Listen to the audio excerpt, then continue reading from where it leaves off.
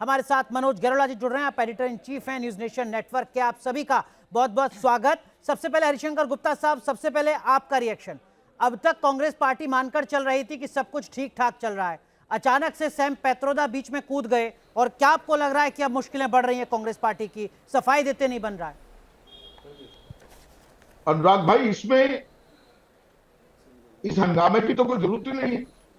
Sam Pitroda साहब ने तो कुछ ऐसा नहीं कह दिया कि जो देश के हित में ना हो, या जनता के हित में ना हो, या जनता विरोधी हो, या सरकार विरोधी हो, ऐसा तो कुछ नहीं कह दिया। उन्होंने एक अपना विचार रखा है।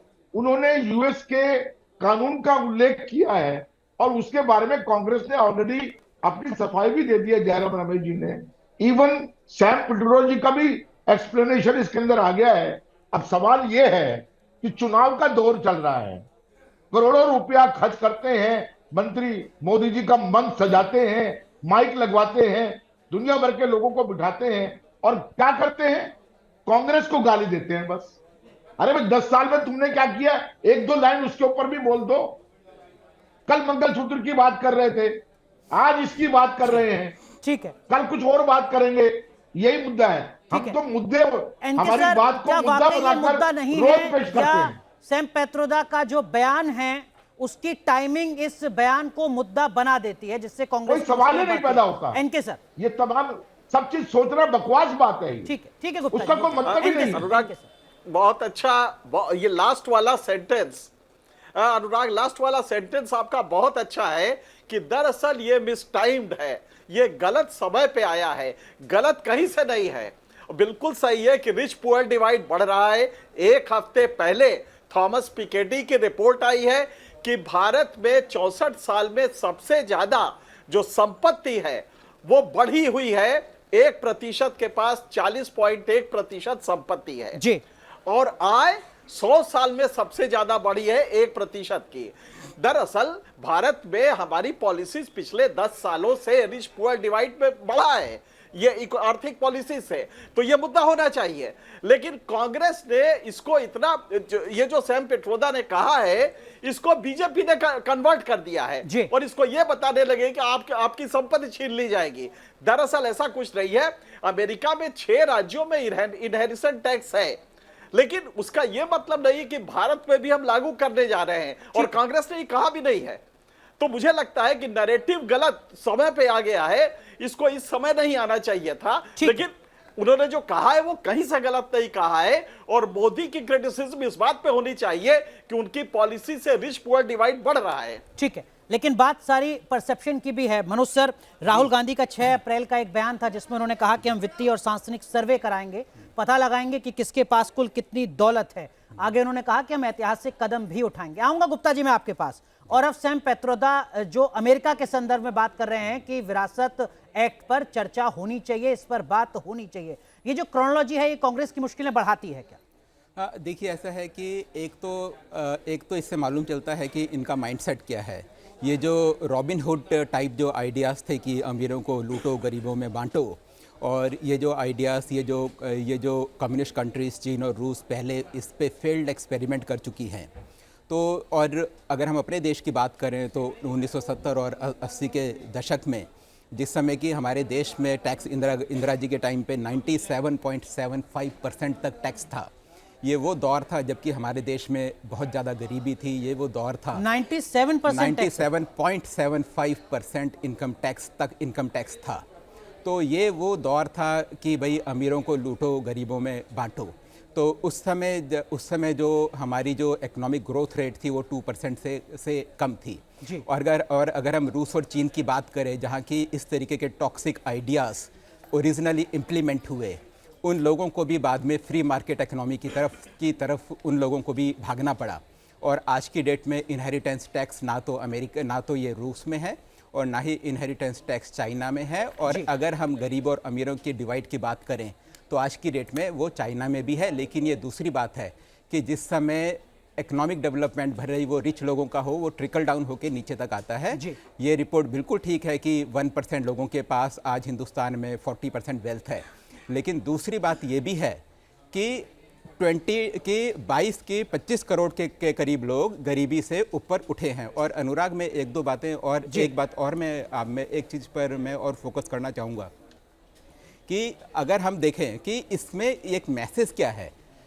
अगर आप इस तरीके की बात करते हैं कि भाई हम वेल्थ की पहले हम कास्ट सेंसस करेंगे, उसके बाद फाइनेंशियल सर्वे करेंगे, उसके बाद फिर वेल्थ को हम फिर दोबारा बांटेंगे, रीडिस्ट्रीब्यूट करेंगे।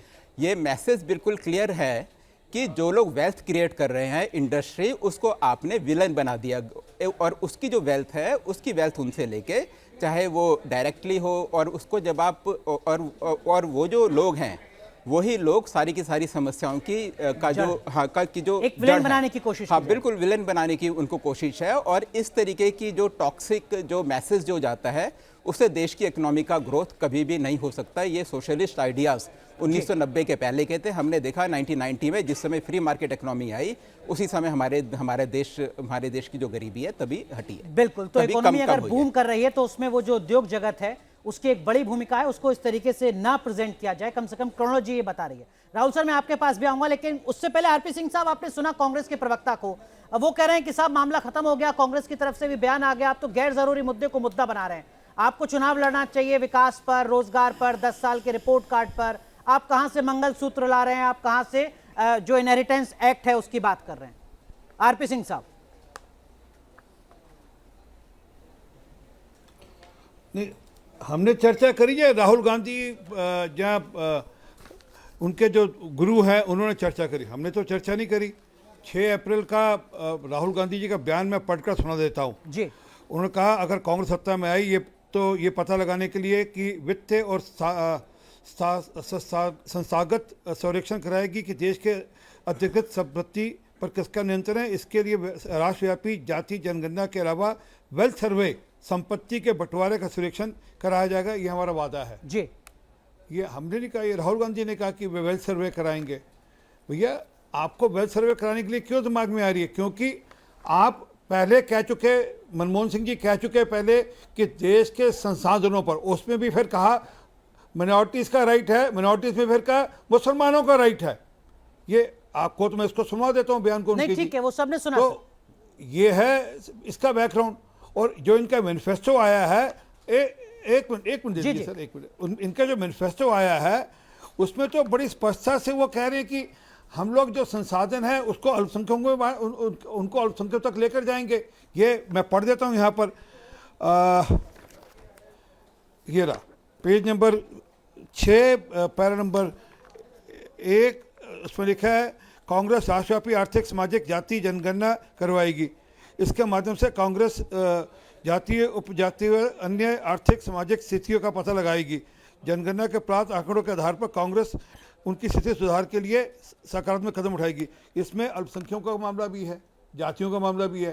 तो और उनके लिए अल्पसंख्यक सर मुसलमान है, मैं इसको भगवान से डरो यार। अल्पसंख्यक अपनी बात को आप खुल के नहीं बता पा रहे। कमीशन है, उसमें आज तक क्या कांग्रेस ने, अरे टोका क्या आपको मैंने?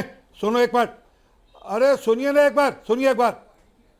तो जो अल्पसंख्यक आयोग है, मिनॉरिटी कमीशन है, उसके अंदर जो चेयरमैन बनाया इन्होंने हमेशा मुसलमान बनाया। इन्होंने कभी कोई सिख को बनाया, कभी मिनॉरिटी कमीशन का चेयरमैन, या किसी जैनी को बनाया, किसी बुद्धिस्ट को बनाया, जबकि देश की असल मिनॉरिटी तो हम है। राहुल सर, जो बात आरपी सिंह साहब कह रहे हैं बीजेपी के प्रवक्ता, उससे 2 बातें सामने आती हैं। पहली बात तो ये कि इस तरीके का डर पैदा हो रहा है कि अगर कांग्रेस सत्ता में आए तो हो सकता है कि जो वेल्थी लोग हैं, जो संपन्न लोग हैं, उनकी संपत्ति को कहीं ना छीन लिया जाए सर्वे करके। और उससे भी ज्यादा जो बड़ा डर है वो ये कि उस संपत्ति को छीनकर डिस्ट्रीब्यूशन के नाम पर मुसलमानों में, माइनॉरिटीज में ना बांट दिया जाए। ये एक डर पैदा यहां पर किया जा रहा है। कितना इसमें सफल हो पाए बीजेपी, उसके लिए तो इंतजार करना होगा। लेकिन आपको लग रहा है कि इन बयानों की जो क्रोनोलॉजी है उससे ये मैसेज जरूर जा रहा है और बीजेपी इस मैसेज को भेजने में कामयाब हो रही है?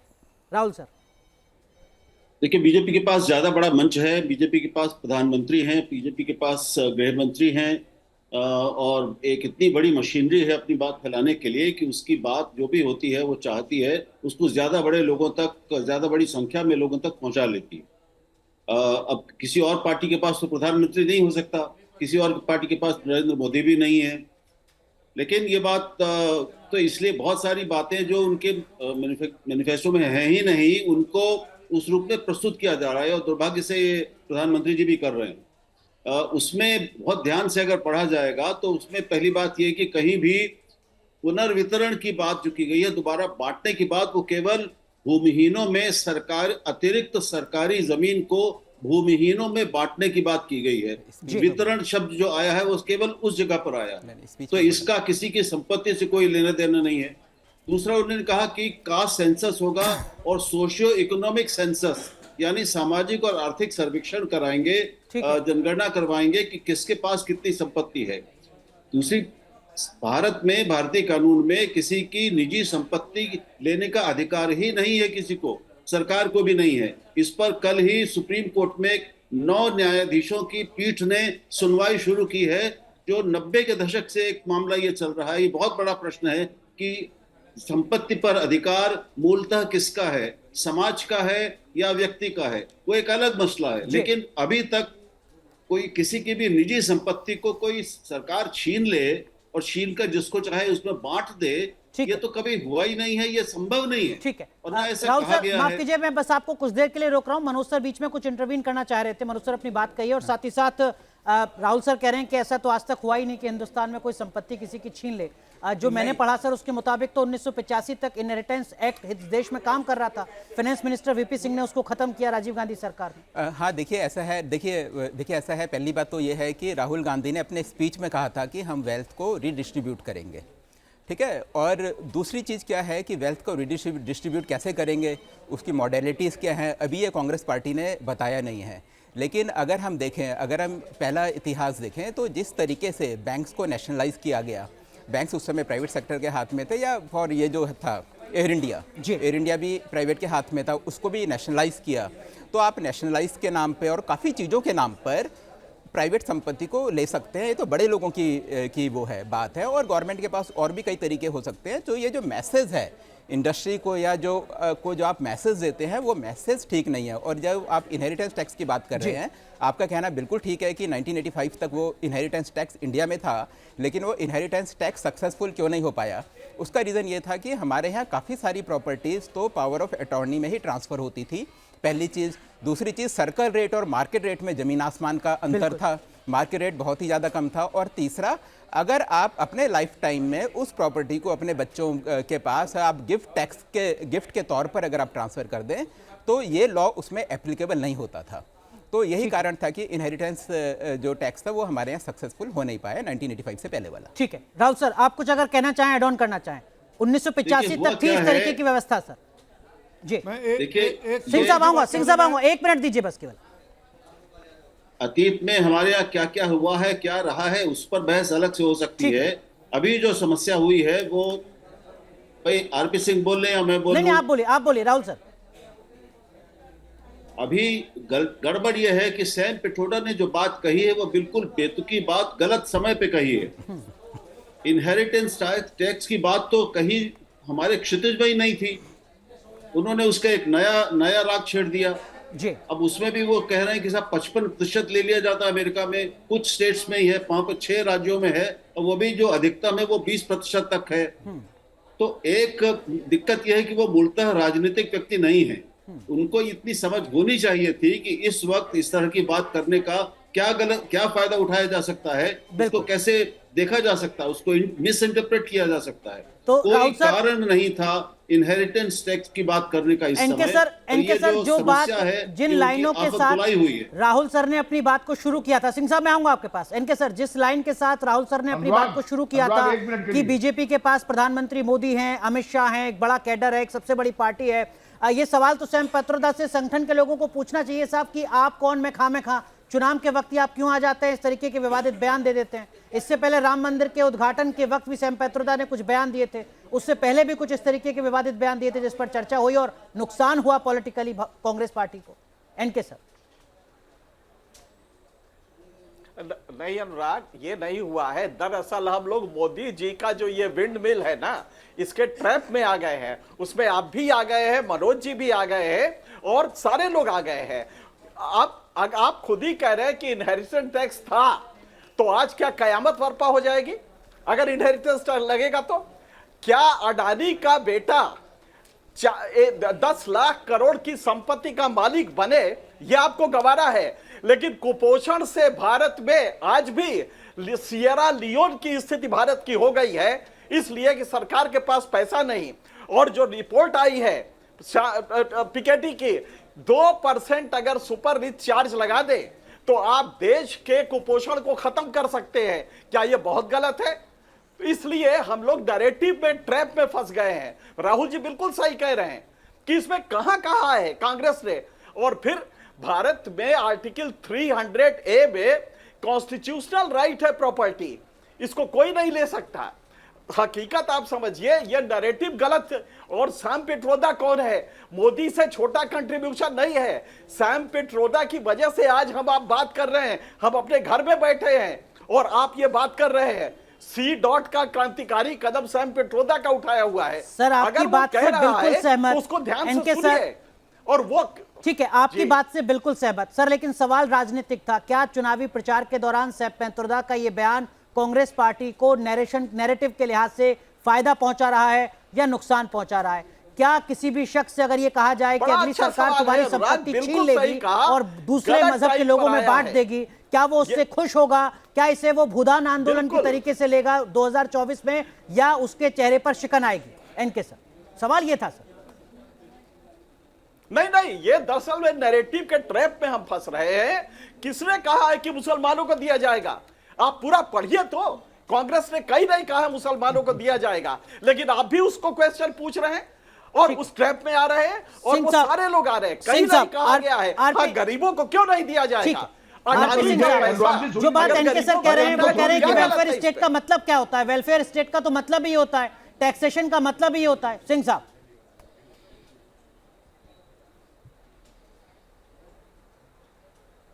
ये वेलफेयर स्टेट का मतलब होता है कि 55 करोड़ लोगों को आयुष्मान भारत के अंतर्गत 5 लाख तक का हेल्थ इंश्योरेंस मिले।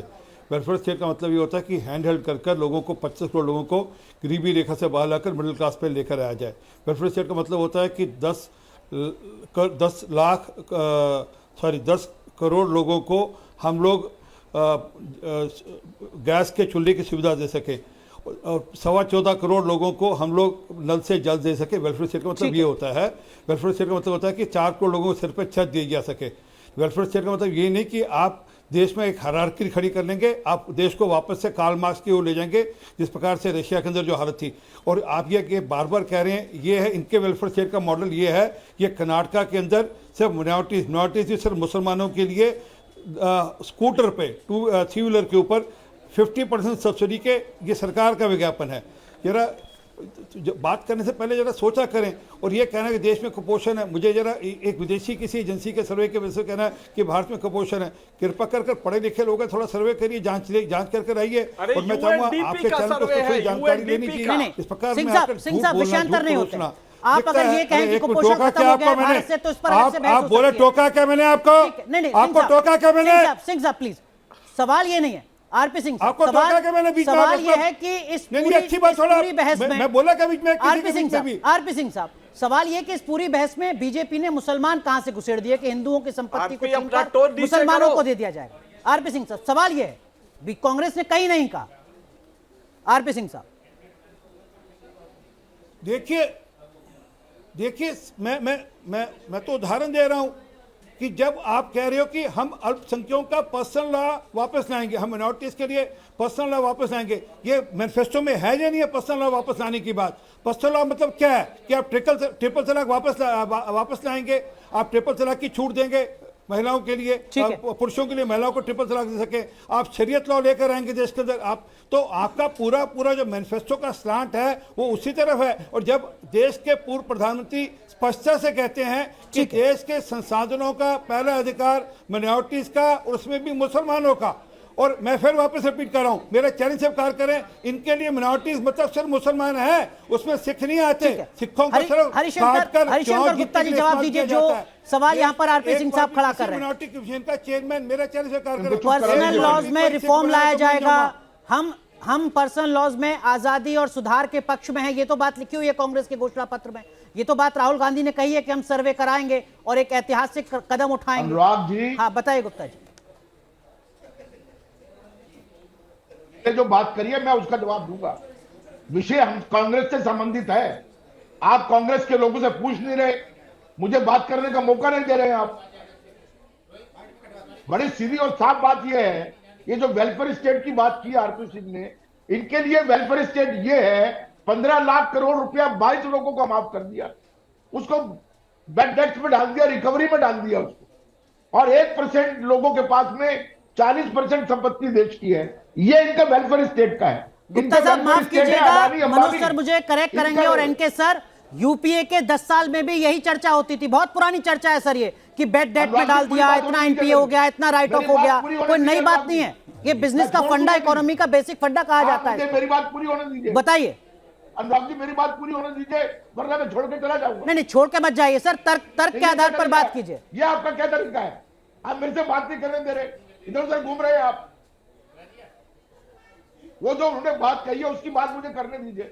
एनके साहब ने बिल्कुल ठीक कहा है, हमारे मैनिफेस्टो में कई मुसलमानों का जिक्र नहीं है। और दूसरी बात यह है, माइनॉरिटी कहा गया है, दलित कहा गया है, आदिवासी कहा गया है। पर्सनल रिफॉर्म, पर्सनल लॉज में रिफॉर्म किया जाएगा, क्या ये नहीं कहा गया है? क्या चीज? पर्सनल लॉज में रिफॉर्म किया जाएगा, आजादी पर विचार किया जाएगा, क्या ये नहीं कहा गया है? वो झूठ बोल रहे हैं। मैं आपको चुनौती दे रहा हूं, आप मुझे बता दीजिए एक बार ये कहा गया है नहीं कहा गया है? वो झूठ बोल रहे हैं। मैं आपको चुनौती दे रहा हूं गुप्ता जी, आप बता दीजिए ये कहा गया है नहीं कहा गया है? मैं मेरी बात को, जो पहली बात है उसको पूरा होने दीजिए। आदिवासी की बात की गई है। अरे पर्सनल लॉज में रिफॉर्म किया जाएगा नहीं किया जाएगा, ये लिखा हुआ है नहीं लिखा हुआ है? मैं कह रहा हूं लिखा हुआ है। आप पढ़िएगा अपने पॉलिटिकल पार्टी के मैनिफेस्टो को एक बार फिर, मैं चैप्टर भी बता दूंगा आपको। मनोज सर, ये जो चर्चा है ये अब एक कदम और आगे बढ़ चुकी है सर। आर्थिक मुद्दे से चर्चा की शुरुआत हुई और अब हिंदू वर्सेस मुसलमान, मेजोरिटी वर्सेस माइनॉरिटी, और इसमें अपर हैंड किसका नजर आ रहा है? देखिए ऐसा है कि ये तो पॉलिटिकल एक डिस्कोर्स है, नरेटिव है जो कि सेट होते हैं, और मेरे को लगता है कि जो इलेक्शन के टाइम पे इस तरीके की जो डिबेट है वो होनी नहीं चाहिए। और दूसरी चीज़ कि इस तरीके के मैसेज की जो वेल्थ अमीरों से लेके गरीबों को हम लोग बांटेंगे, जैसा कि जो कि राहुल गांधी का स्पीच में स्टेटमेंट था, और जो इंडस्ट्री के जो लोग हैं उनको विलन बनाना, उस तरीके के नैरेटिव सेट करना भी मेरे ख्याल से एक ठीक बात नहीं है। ठीक है, आप करें कि इससे बचना चाहिए, ये अर्थव्यवस्था के लिहाज से और समाज के लिहाज से, दोनों ही लिहाज से ठीक नहीं है, लेकिन बहस आगे शुरू हो चुकी है सर, देखना होगा कैसे आगे बढ़ती है। बहुत बहुत शुक्रिया आप सभी का जुड़ने के लिए डिबेट लाइव में, और जरूरी मुद्दे पर अपना अपना पक्ष रखने के लिए धन्यवाद।